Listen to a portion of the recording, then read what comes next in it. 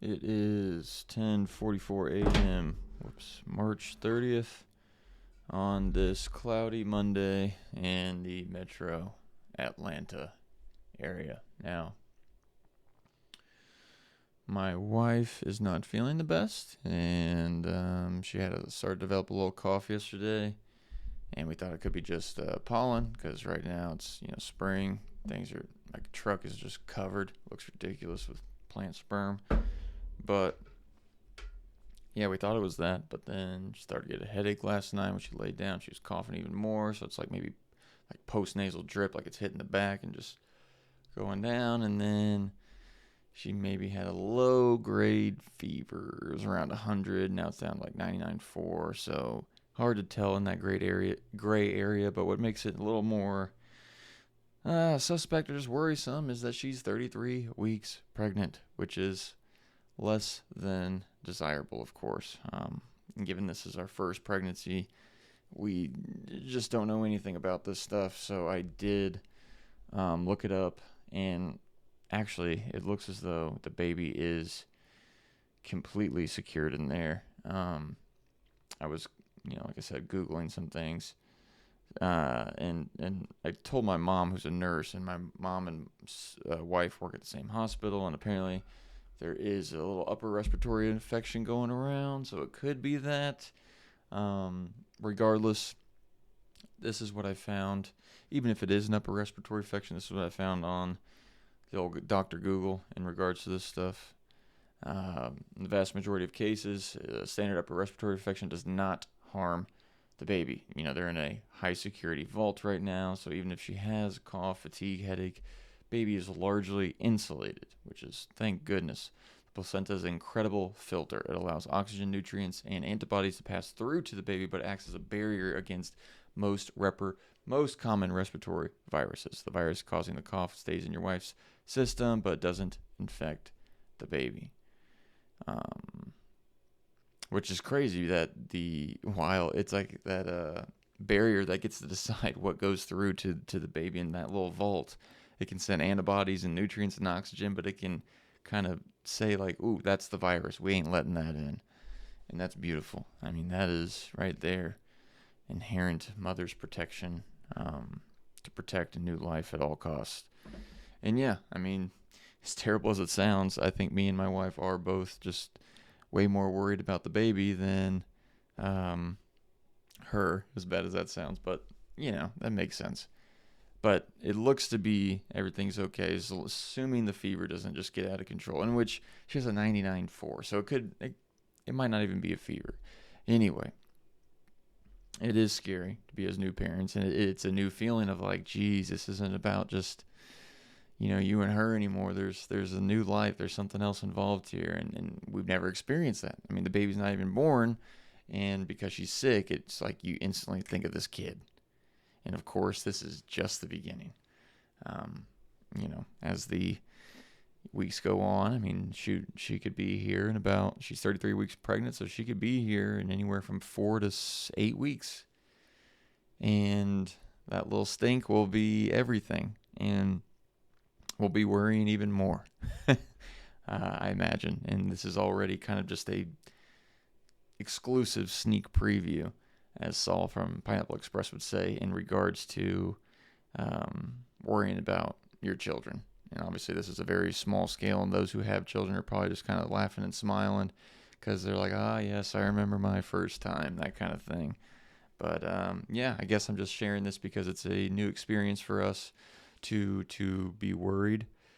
And that's okay. I mean, life's going to have challenges. Like maybe it was the last episode, I think, yeah, it was the last episode 8, and I talked about being able to handle problems and how that is a quintessential part of life because problems ain't going anywhere. When one finishes up, one gets solved, you think you're good to go, bam, 4 more get thrown on the table, and that's just how life goes. And so the most important thing is how do we learn to deal with them? And so right now, this is a problem that I haven't experienced. Like typical problems for me in the last 5 years, or maybe my own health, which getting sick. I mean, you just you stick it out like a doctor. Other than that, you work problems, getting a project done. But other than that, we really had to deal with the type of problem that could involve our future little one. So this feels extra new, it feels extra scary, and it feels like it brings about some stress. It feels like this shouldn't be happening. Um, I think that's a common thing to feel when you have certain problems is they come up, you're like, what the hell? This was not part of the plan. This was not in my uh, line of view of what was going to happen. And then, wha-bam, right there, something happens. You're like, ah, shit. And that's the moment. That's the critical moment of now what do we do? How do we handle this? And I was listening to my boy, Eckhart Tolle, of course.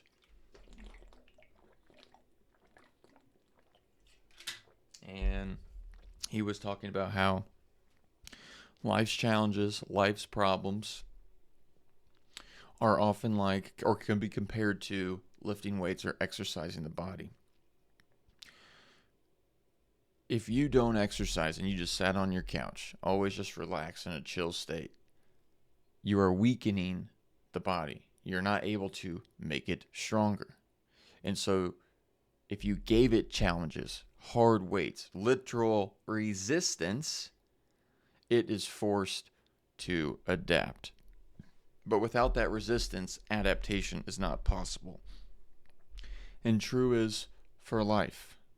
These moments of suffering, if you will, of problems, of life challenges, life situations, whether it's small or not. I know for a lot of you, most, like you'd say, like what we're experiencing now is minuscule. It's nothing compared to what you've gone through. That's fair. But this is the first time we've experienced it, so it feels very real, very big to us in this moment. And so it's how we handle that and deal with that that makes all the difference. So that not supposed to be happening right now, that is our resistance to the moment. That is our resistance to what is here in front of us. So from this point, what do we do? How do we move forward? And it is, I think, you can't really do anything other than accept what is and to be okay with what is happening right now. Not to necessarily like it, but to notice the worrisome thoughts come up because they're there. I mean, there's a tension here. We're not used to this. This feels scary. And with that, we'll bring thoughts. What's going to happen? Is everything okay? I don't know what to do. Those are normal. And to be aware of them and to know that because we're in a challenge in unfamiliar territory, your brain is on higher alert, giving you stress, trying to give you resources or energy to advance or fix the situation. But in this case, we can't do anything. The immune system has to do its stuff on its own. And if anything, stress and worry, anxiety suppresses the immune system. So catch-22 working against us. So we must just accept that this is happening, understand that life is going to have challenges, that the brain is going to try to help you by giving you worrisome thoughts, and to be aware of the worrisome thoughts. And the only thing we can do is just take each moment as it is, just get her plenty of fluids, rest, know that information that the baby is likely going to be just fine, and that this too shall pass. Also, I trying to care for her. I made some tea for her. I set up the recliner chair, the feeding chair that we have that we haven't used yet, but got it set up in the bedroom so she can see the TV. She's been really into Game of Thrones. She hasn't seen it. I haven't seen it, but she's watching that. I think she's on like episode 9 of season 1. I have no reference to it, so. But yeah, she's up in there now, and I got her some tea. We have some like throat cooling tea that we've had for a minute, I think, from last time we got sick. Put some honey in that, stirred it all up, gave her that. Just trying to extend love and compassion to her, and that's really all we can do is just accept that this is the way things are right now. Notice the mind and body's resistance to the unknown, and that it's natural to have some trepidation and some fear and worry towards it, and to just provide love and know that not only give her love and compassion, but we have it from external sources. It's so often that when you are in whatever life's problem situation, that the mind and body can make you feel isolated and you feel like you're on this island of pain and suffering, or whatever the case is. You're on an island by yourself. Of course, that's not the case. Not only are other people going through very similar situations, or, I mean, honestly, it's not a comparison, but far worse, you have people there that love you and help you and care for you. So I want to look up real quick, why is that? Why? Because that is something true. And I've said this many times on my own, not that you guys have seen it, but I'm trying to open up a new window here. The internet has been very slow. Here we go. So let me show you guys my screen. Why is it that the mind, when under distress, anxiety, or a tough life challenge, does it make you feel like you are alone in your suffering and isolated? Is there any truth to this? I just say that just because I want to make sure that that I'm not just spitting off rambling nonsense, although sometimes it does feed you what you want. But let's see. I think there is some valid truth to this. The feeling of being uniquely broken or isolated during a crisis is one of the most convincing illusions the human mind creates. It's a psychological phenomenon often referred to as the terminal uniqueness, or the loneliness of suffering. While it feels deeply personal, there are actually biological and cognitive reasons why your brain flips the switch. When you are in extreme distress or anxiety, your brain's amygdala, the fear center, takes over. Its job is to identify and neutralize these threats. To do this efficiently, it narrows your focus. Interesting. So your brain deprioritizes your peripheral information, just like with sight, how you know, if you're looking right at me, but the periphery is everything around. So all that kind of shuts down, like the fact that others have survived this or that friends are available for support, and focuses entirely on the predator, the situation. That kind of makes sense. So like if you were, if this were 50,000 years ago and there was, a tiger in front of you, you're not going to be thinking about your homeboy back at base camp or at the tribe. How's Johnny doing? You got bigger problems. You got bigger fish to fry at the moment. And hopefully it's not yourself being that fish. So in a state of fight or flight, the mind becomes intensely self-centered because it's trying to save you. It creates this me versus the world narrative. Now that makes sense. Yeah, it's always so interesting. Like, because I'm a meditation, mindfulness nerd, and I like philosophy, life observation shit, you notice these kind of patterns. Like I'm a person that, not as much anymore, but I tend to be anxious, right? And because of that, I'm also just very hyper aware and hyper focused on how I feel, because I also kind of have health. I've had a history of health anxiety, so I'm very in tune to how I feel already. And then given that I work on meditation and mindfulness, which has you focus and being more in tune with yourself already, then it just goes to the roof. So I kind of noticed some of this shit already, and then I look it up, and then here you go. There's some data behind it that supports it. Anyway, just kind of giving you my thought process and how I typically figure this kind of stuff out is doing these kinds of things and talking about it and thinking about it. So when we experience our lives from the inside out, but we view others from the outside in. Yeah, that makes sense. So like inside out, we always, we internalize our views, our thoughts, our feelings, our emotions. Like I'm scared, I'm worried, I feel alone. It's all about inwards. Whereas with other people, oh, you're fine. It's okay. Everything's, that person, oh, they're fine. Because we just see the outside. We see the surface of their day-to-day rather than the inside. In the same way that other people, they're not in our inside. They don't really know how we think and feel on a daily basis. And then you hear people will say, or get into arguments on reality shows, you don't know me, and all that kind of stuff. And it's true. You don't. You don't really know a person unless you have these kind of open dialogues and really pour yourself out there. Anyway, we naturally view others from the outside in, kind of seeing that surface layer. You're intimately aware of your internal chaos, your 3 a.m. intrusive thoughts, and your deepest insecurities. Ain't that the truth? When you look at others, you see their curated exterior. Yep. The mind then creates a false calculation because I don't see them screaming. They must not be feeling what I feel. I used to do that. I would, with like friends or other people, especially when I was not as big into mindfulness and mental health and didn't have as much awareness of this stuff. You would see other people and be like, dang, that guy has it chill. Like, because I was just thinking of how I see him when we're hanging out. He seems fine. He doesn't seem anxious. And on the surface, that guy looks okay. Not thinking, of course, he has problems in his life and things going on. The brain just looks at it from the kind of outside in for others.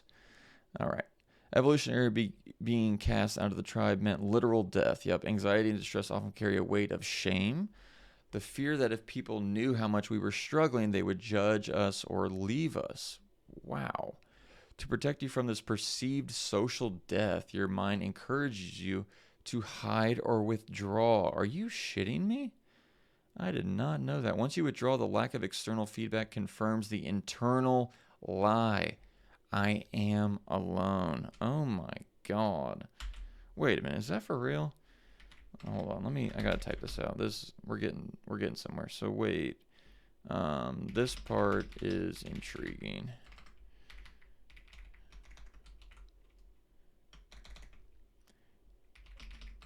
Oh, in the olden times, people in the tribal setup.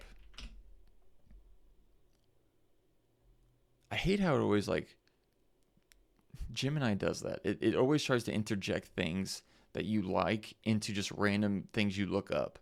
Like it says, you work out all the time. Have you thought about working out at the moment and doing your heavy duty plan that you subscribe to? Because I had one conversation about it like a month ago. Come on, Gemini. And the only people in the tribal setup, they too would hide their fears, hide their suffering out of fear of being ostracized. I have no idea how to spell that. I'm thinking ostrich. Ostracized. Fuck it. From the group. That's wild. Not that it needs to know wild, but let's see what it says. Yeah, it's fascinating. Slightly brutal evolutionary paradox. In a tribal setting, your survival was 100% dependent on your status within the group. If you were seen as broken or unstable as a burden, you risked being marginalized or, in extreme cases, casted out.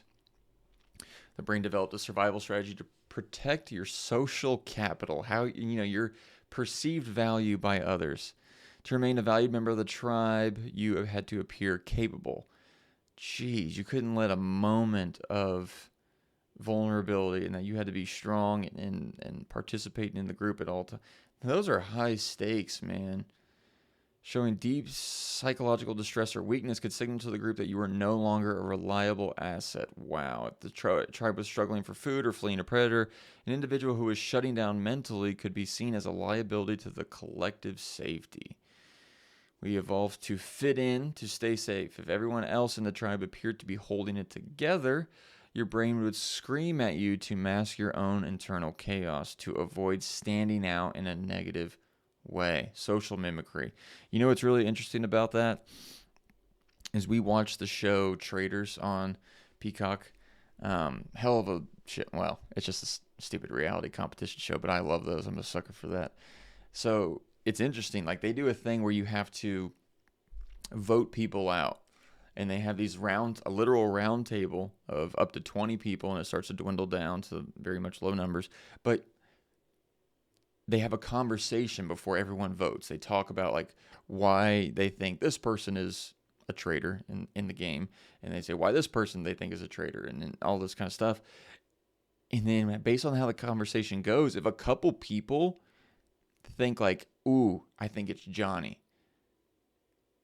and they make a convincing case, the rest of the group Whether they think that person is the traitor, Johnny is the traitor or not, vote that way. And then when they're interviewed, when they do that thing, like in the office where they're just talking, just them to the camera, when they do that, they're like, yeah, I really wasn't sure about voting that way, but everyone else was doing it.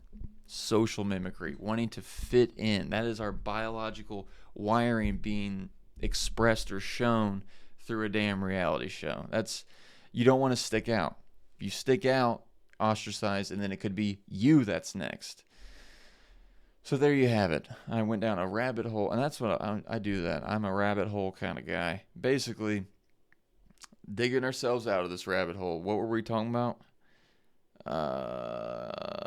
Why pain and suffering makes you feel alone. And for me, this is helpful. Like even if we get out of this rabbit hole, out of that rabbit hole, we were talking about my wife not feeling well, how this is new territory for us, and it feels scary. And then I had to remind myself that we have other people around us that love us and care for us and would do anything to help. And just remembering that is like this, it feels so good. It really does. Because it makes you feel alone. Your anxiety and your stress and your suffering makes you feel very much alone, and we have the reasons why. It's like, that's an important thing to do, in my opinion, is that we get in our own feels, we get in our own thoughts, and then we forget that there is a reason for this. There is a reason, a biological, most of the time, a reason that your brain is doing that. We forget that we are just operating on hardware and software of our brains and our bodies. And we often think it's this personal thing. This is just the way that I am. And that couldn't be further from the truth. Of course, you have your own unique personality, but under the hood, most people are generally, they want, you want food, you want some good sex, you want some good sleep, and you want to be happy and hunky-dunky till you float off into Wonderland. I mean, who wouldn't want that? But that's not how it goes. And so, yeah. It's important to, if you feel certain things, I like to look it up in the sense of, why is it that way from a biological perspective? Why do I feel so alone? Why do I feel like no one understands this and we're by ourselves in this situation when, of course, that's not the case? Here's the reason. If you're under extreme distress or anxiety, your brain's amygdala takes over and it tries to hone in and neutralize just that threat. You don't need to be focusing on anything else in that moment because you need to get rid of this predator right in front of you. You don't want to be worrying about Johnny and Sally and Susie back home at Tribe at the base camp. You got to deal with this shit right here.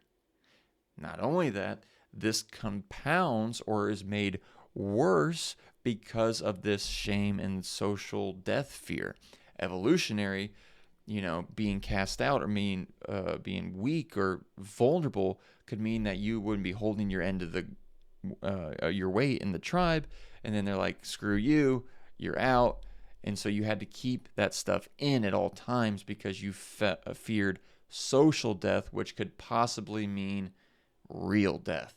So you would hide or withdraw to avoid that feedback from your group that you are possibly a weak member.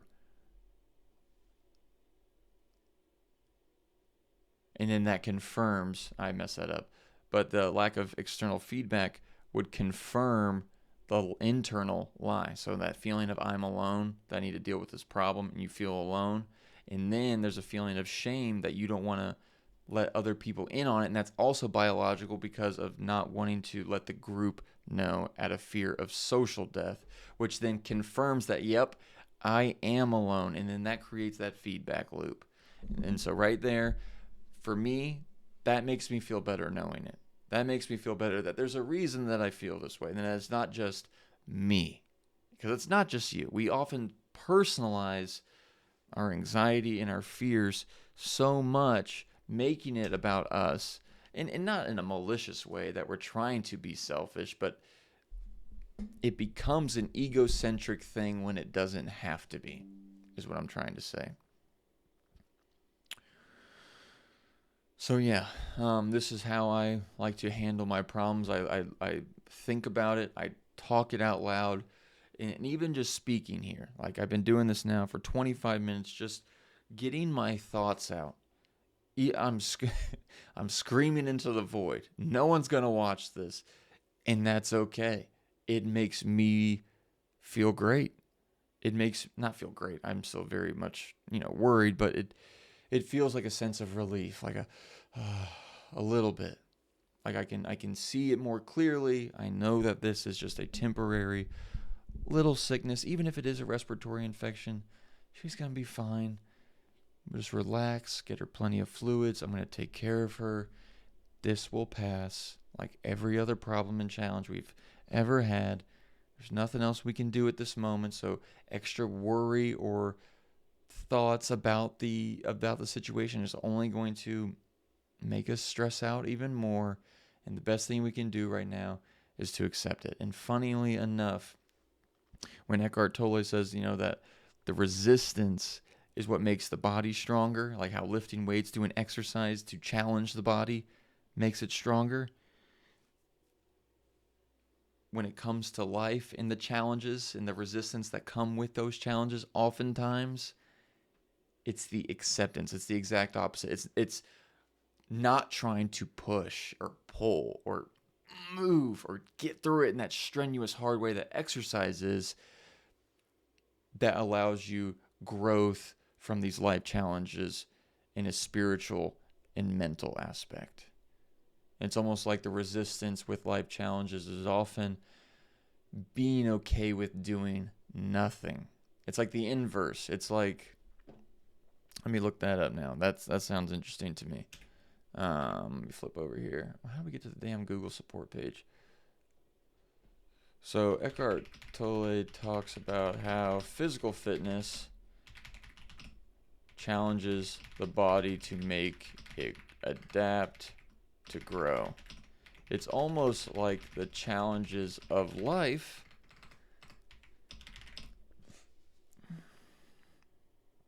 while you feel mental resistance, often just sitting with it, accepting that you cannot, accepting that the worrisome thoughts and anxiety you feel doesn't offer much resolution, almost doing the opposite of forcing the weight up, like in physical fitness, is the adaptation. For mental challenge, mentally, the weight or exercise is almost not doing and trying to be okay with that. Now that of course means whenever problems come that you don't just sit there and just lay there flat on your back and just, Alex said to not do anything. Of course that's not the case. Of course not. But if you can't do anything about it, sometimes accepting is all you can do. That is a profound parallel. Thank you, Gemini. You've hit a fascinating inversion. In the physical world, growth comes from exertion, pushing, but in the mental, spiritual world, growth often comes from surrender. And like in Christianity or different traditions, having faith. And faith doesn't necessarily mean that you think a good thing is going to happen. It means that you trust whatever is going to happen, that you trust that it's going to be as it is, and you surrender to it. Whatever happens, I'm here. So when you're under a heavy barbell, the resistance is the physical weight and you overcome it through force. But when you're under the weight of anxiety or a heavy thought, a bad situation, the resistance is actually your own mind refusal of letting it be there. It's almost like it's trying to push the weight. It's like trying to push the problem away by force with your thoughts. But it's a paradox. That's Eckhart Tolle often points out, that suffering isn't caused by the situation, but by your thoughts about the situation. In this light, the exercise changes completely. Physical adaptation, you stress the muscle breaks down, it repairs. Mental adaptation, you feel heavy emotion, heavy thoughts, you stop trying to, what you would do is you stop trying to push it away or solve it. You let it be there, and then over time, that mental resistance towards the situation dies out, leaving more room for what's called presence, which basically just means you allow it to simply be. Mentally sitting with it is like holding a position of stillness while the mind screams at you to move, fix, or fret. And that's so hard early on. If you haven't done mindfulness, it is a dastardly task to try to let something scary or something that you don't like be there and not do anything. It feels grossly irresponsible, or like you don't care if you're not thinking about every possible scenario. It feels wrong. You shouldn't be just laying there not worrying. It's because it's so natural, and I'm sure if I looked it up, there's a reason why that is. Well, let's do it. Oh, but real quick, by refusing to engage in the compulsive cycle of worry to find that resolution, you are essentially training your presence muscle, being okay with what is, and just being aware of the emotions, the thoughts, without needing to react to them. You're teaching your nervous system that it can survive a heavy emotional state without needing to lift or change it immediately. And it's the ultimate endurance training. And that's just it. When life gives you these challenges, doing the opposite of lifting the weights. If a challenge were like a heavy barbell, when it comes to the mind, you don't want to try to lift it, because trying to lift it means like a lot of worry, a lot of anxiety. What am I going to do? If we just let it be there, we just let the weight hang, we surrender to it. And of course, we take action when we need to, when we actually can have a solution, we do it, but we don't add to it. We don't resist and try to push away this thing when we can't really solve it, and that just creates that stress and extra worry for us. So yeah, what was I going to look up? Why is it that the mind constantly tries to solve or deal with the anxiety, stress, or life situations that cause those emotions? It's like often the mind just makes it worse, but we can't help but feel it. Help but feel and give into it. Give into it. It feels grossly irresponsible. Man, I cannot spell. Responsible. I'm missing an N in there. Does it really matter, Alex? Not really. To not worry or react to these mental events. Let's see what it says, and then we'll wrap this up. So why do we constantly look to try to solve things within our head when it's often futile? That grossly irresponsible feeling is exactly where the ego hides. It's a very convincing survival mechanism that equates worry with vigilance. Like if you're worrying, that means you're taking care of it. And the reason we will feel like we must give into it and why it feels dangerous not to usually comes down to how our minds evolved and how they've been conditioned. I'm telling you, man, the brain has evolved in certain ways for survival in our past, and because of that wiring that helped us survive often creates difficult situations and emotions for us and today. Its sheer goal is to keep us alive, and oftentimes it doesn't give a shit about how we feel and our well-being, because its priority is survival. And if it means that you are on constant high alert at all times to remove yourself or to fix a situation, it would rather do that. Even though now it's like we almost know better that doing that can honestly be counterproductive and get the opposite of what we want. Evolutionary, your mind is a problem-solving machine for thousands of years. If you felt stress, it was because a predator was nearby or you lacked food. In those cases, doing something, running, fighting, gathering, saved your life. The glitch is that the modern mind treats an internal thought or a complex life situation with the same urgency as a physical predator. It tries to solve a feeling, but you can't solve an emotion the way you can fix a broken fence. The illusion of control. Worrying provides a false sense of agency. When you worry, the mind tells itself, at least I'm doing something. It's almost like a problem pacifier, when a baby's crying and you give them that pacifier, the pacifier calms them down. In the same way, the mind, when you are stressed out about a situation, it says, well, we can't really do anything about it right now, but let's worry. That gives our brain something to chew on so we don't feel like we're abandoning the problem entirely, because if we accept it as it was in this moment, it would be like quitting, and it's like we didn't care. And if we let go and we just accept it for what it is, that would be scary. And it's like, well, something then terrible will of course happen, because now I truly don't care and I'm letting myself be vulnerable. And that's why it feels irresponsible. Your mind is convinced that if you stop white knuckling the situation with your thoughts, everything's going to fall apart. Of course, that's not true. It's the mental equivalent of thinking that if you stop tensing your muscles while riding a car, the car will crash. Wait, what? It's the mental equivalent of thinking that if you stop tensing your muscles while riding a car, the car will crash.